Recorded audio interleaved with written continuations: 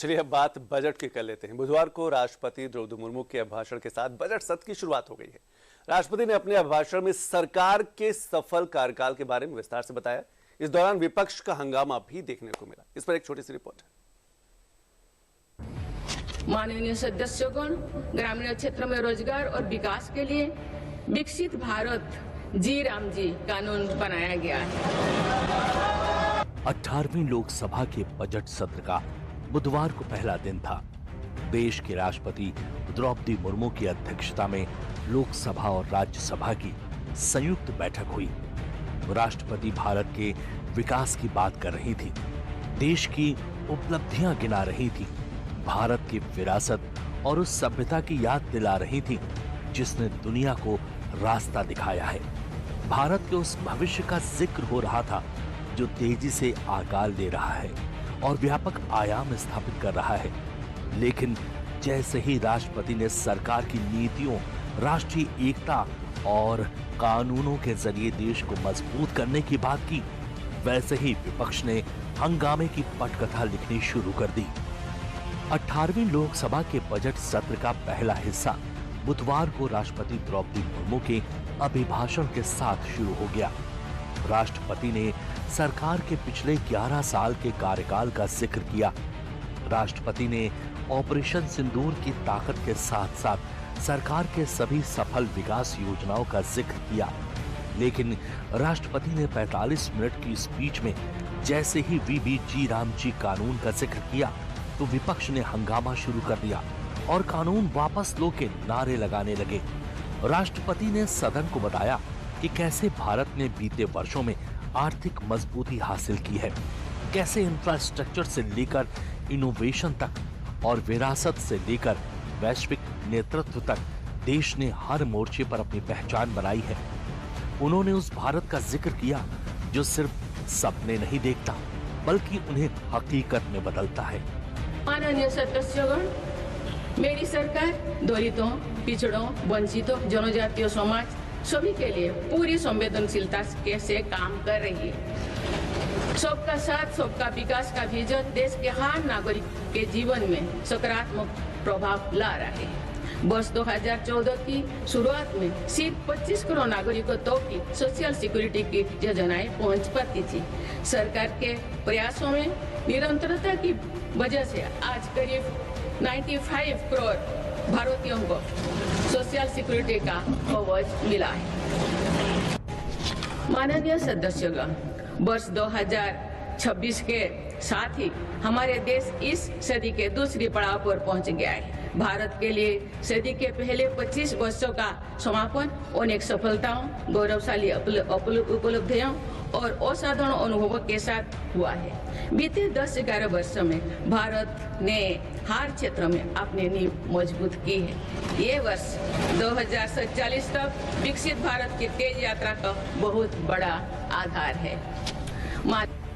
विकास की रफ्तार, सांस्कृतिक विरासत की चमक और सरकार की उपलब्धियां, राष्ट्रपति का ये संबोधन उस भारत का आईना है जो आत्मविश्वास के साथ आगे बढ़ रहा है।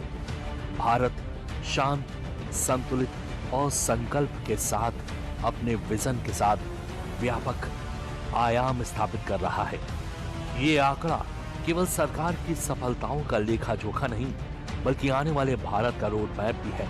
लेकिन इसी ऐतिहासिक और गरिमामय क्षण में लोकतंत्र की गरिमा को चुनौती देने वाली बुधवार को वो तस्वीर भी सामने आई जो विपक्ष के मंसूबे पर सवाल खड़े करता है। माननीय सदस्यगण, संसद के इस संवेद सत्र को संबोधित करते हुए मुझे अत्यंत खुशी हो रही है। बीता वर्ष भारत के तेज विकास और विरासत के उत्सव के रूप में स्मरणीय रहा है। ये कालखंड अपने साथ अनेक प्रेरणाएं लेकर आया है। इस समय वंदे मातरम के 150 वर्ष होने पर पूरे देश में समारोह आयोजित हो रहा है। सभी देशवासी इस महान प्रेरणा के लिए ऋषि बंकिम चंद्र चट्टोपाध्याय जी को नमन कर रहे हैं। राष्ट्रपति द्रौपदी मुर्मू वंदे मातरम के ऐतिहासिक क्षण का जिक्र कर रही थी, लेकिन विपक्ष का हंगामा रुकने का नाम नहीं ले रहा था। विपक्ष का ये हंगामा सिर्फ शोर नहीं था, ये उस राजनीति का प्रतीक था जो जवाब से पहले बाधा खड़ी करती है। जहां एक और राष्ट्रपति देश के लिए एकजुटता और प्रगति का संदेश दे रही थी, वहीं दूसरी ओर सदन में मौजूद विपक्ष उस आवाज को दबाने में लगा था। ये टकराव केवल सत्ता और विपक्ष का नहीं था, बल्कि ये संवाद बनाम शोर की लड़ाई मानी जा रही है, जिसे लेकर बीजेपी ने विपक्ष पर करारा प्रहार किया है। आज राष्ट्रपति जी ने जब दोनों सदन को एड्रेस कर रही थी, तो जो विपक्ष के लोगों ने जो काम किया है वो देश शर्मिंदा है। और आज विपक्ष के पार्टी कांग्रेस पार्टी और उनके साथियों को देश कभी माफ नहीं करेगा। आप जरा सोच के देखिए, कोई रेस्पॉन्सिबल मेंबर ऑफ पार्लियामेंट ऐसे बिहेव कर सकते हैं क्या? सुनते भी नहीं है भाई। प्रेसिडेंट पहले तो है सबके हैं, लेकिन वो बोल क्या रहे हैं ये तो आप सुन लीजिए। तो उन्होंने जब ये प्रेसिडेंट बात कर रहे थे, सबने वो हल्ला मचाया। ना लीडर ऑफ ऑपोजिशन राज्यसभा वो भी खड़े हो गए, लीडर ऑफ जो लोकसभा में है राहुल गांधी वो भी खड़े हो गए, प्रियंका गांधी खड़े हो गए। हम कह रहे हैं भाई सुनो तो सही क्या कह रहे हैं, जब कोई इशू आएगा आप कर लेना जो करना है। लेकिन आज कांग्रेस पार्टी और बाकी जो अलायंस ने, आज मेरा समझ से तो इनकी कोई लोगों के बीच में आज के बाद इनको कोई, मेरी ख्याल के इनका स्थान कोई जगह रही नहीं। राष्ट्रपति का भाषण विकास का दस्तावेज था और विपक्ष का हंगामा हमेशा की तरह नारे, शोर और व्यवधान की रणनीति था। फिलहाल सत्र का आगाज हो गया। ये बजट सत्र 28 जनवरी से 2 अप्रैल तक चलेगा और ये 2 हिस्सों में होगा। पहला हिस्सा 28 जनवरी से 13 फरवरी तक और दूसरा हिस्सा 9 मार्च से 2 अप्रैल तक होगा। इस दौरान कुल 30 बैठकें होने वाली हैं।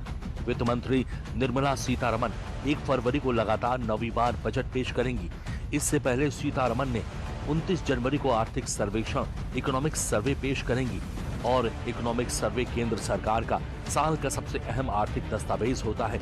ये देश की इकोनॉमिक रिपोर्ट कार्ड की तरह काम करता है और हर साल आम बजट से 1 दिन पहले संसद में पेश किया जाता है। इसके जरिए पिछले वित्तीय वर्ष की इकोनॉमी की पूरी तस्वीर पेश की जाती है।